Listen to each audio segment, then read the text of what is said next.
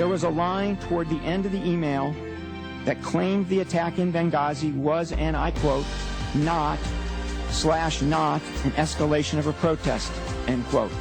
That was former Deputy Director of the CIA, Mike Morrell, testifying yesterday on Capitol Hill about an email that he got from the chief of station in Libya that said, hey, you know what? This was not a protest that spiraled out of control. It was an attack. That, however, did not make its way into the talking points, which were repeated one day later on national TV by Susan Rice. We are very pleased to be joined by Sharyl Attkisson, former CBS News, and she is now an independent reporter writing a book. Sharyl, thanks for joining us. Hey, Brian. Thank you. Okay, so listen, I read your Twitter feed last night as you were pumping out all of these details, your observations about the big hearing yesterday on Capitol Hill where Deputy Director Mike Morrell testified. You find a number of inconsistencies in what he says and what we know about this story from past statements. Well, let me first say something that occurred to me when you played what you just played a moment ago. The people defending the administration on the Benghazi talking points, including, I guess, led by Morrell, are working so hard to try to dispel any idea that there was political motivation to leaving out the notion of terrorism, that they're all wrapped up in defending what they admit is bad intelligence decisions. In other words, he spent yesterday defending why they went with the faulty intelligence that advanced the bad storyline, the bad narrative that was untrue.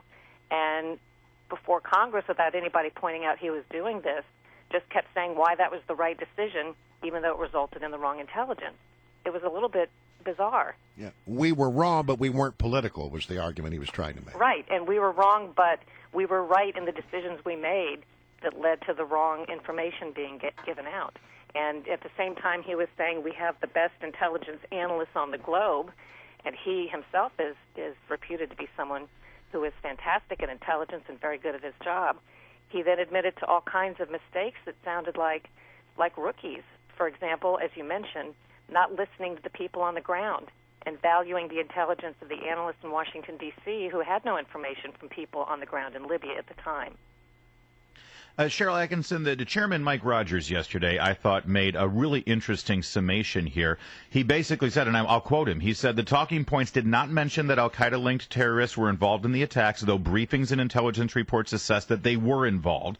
And the talking points suggested that there had been a demonstration in response to the YouTube video when there had been none, and the officers on the ground said so. And then he continued, I must conclude that the White House used your talking points to perpetuate its own misguided political agenda. Now, that's the Republican chairman of the committee. How does he reach that conclusion? Well, I think that it's still hard to know that we have the entire story. There are still gaps. Morrell was communicating with White House officials, including the now Chief of Staff, Dennis McDonough, who then was serving in a different role, but there was communication and there were meetings going on between the top deputies. And if it's true that Morrell made the changes that he made for the reasons he made, it's very unclear why he's so clear on all of these details 18 months later that nobody was clear about when asked immediately after it happened. And if you want to, I'll run down, I'll try to summarize all the different stories told about the talking points. Yeah, please do. So on Friday, November 16th, 2012, we're talking a month after it happened, Petraeus, who is Morrell's boss at the time, director of the CIA, testified to members of Congress that it wasn't the CIA that revised the talking points to take out terrorism and al-Qaeda. Now, yesterday, Morrell said it was. So if true, then Petraeus told Congress something that was untrue. The White House and State Department said that at the time they didn't make the changes. Then the CIA, an official from the CIA, told reporters back in November of 2012, the edits were made at, quote, a senior level in the interagency process. And they said that was so that al-Qaeda wouldn't be tipped off as to what the U.S. knew and to protect sources and methods. But then, because everybody was asking different agencies, in November of 2012, a source from the Director of National Intelligence, or DNI, told Margaret Brennan, who works for CBS News, one of my former colleagues, that they made the edit as part of the interagency process because, they weren't sure about the links to al-Qaeda. That was too tenuous to make public. Morrell said something entirely different, by the way, yesterday. He said that the reason he took out Al-Qaeda, now he admits he did, was because the only way we knew Al-Qaeda was potentially involved was through classified intelligence, so he couldn't say that publicly, to which members of Congress reacted saying, well, how does that give up any intelligence to simply say that we believe Al-Qaeda was involved? But back to November of 2012, Morell at the time gave a different account. He met with Republican Senators McCain, Graham, and Ayotte, and he told them that the FBI did it. So he said the FBI removed the records. He retracted that pretty quick, though, didn't he? Yeah, so immediately after he made that, because on that day I spoke to Senator Graham right after he got this answer, and Graham said, the FBI did it.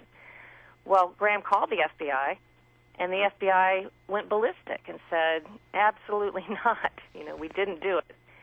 And Morell had said, the FBI did that to prevent ongoing criminal investigation, compromising it on the FBI's part. Well, the FBI had approved the talking points, saying it wouldn't compromise their investigation originally. So in a matter of hours, the CIA then contacted Graham again back in November 2012 and said, no, Morell misspoke. In fact, it was the FBI that deleted the Al-Qaeda references. Yesterday, when Morell was asked about all of that, again, a guy that is typically, by all accounts, so sharp and so on the mark about everything, he just says, well, I got it really mixed up back then. I was wrong. When I said it was the FBI, it was the CIA, and I corrected the record, and I just had it wrong at the time. Sharyl, there's one other thing that came up in yesterday's, and you have noted it, that basically at one point, Morell admitted that he removed talking points that the CIA had provided warnings to the State Department before the attack, even though David Petraeus, who was the director of the CIA at the time, wanted that included. And we had a call earlier today, you should listen to this, from a guy named Martin of Reston, who was a former, he says, chief of station. He's trying to figure all this out. He says it doesn't make any sense. He's never heard of such a thing. And when the director of the CIA says, put this in, you put this in. Right. I wanted to answer that question, Brian. Yeah. Absolutely right. I mean, the director, every piece of traffic that we use goes out from the director. That's how it's headed. It's from the director.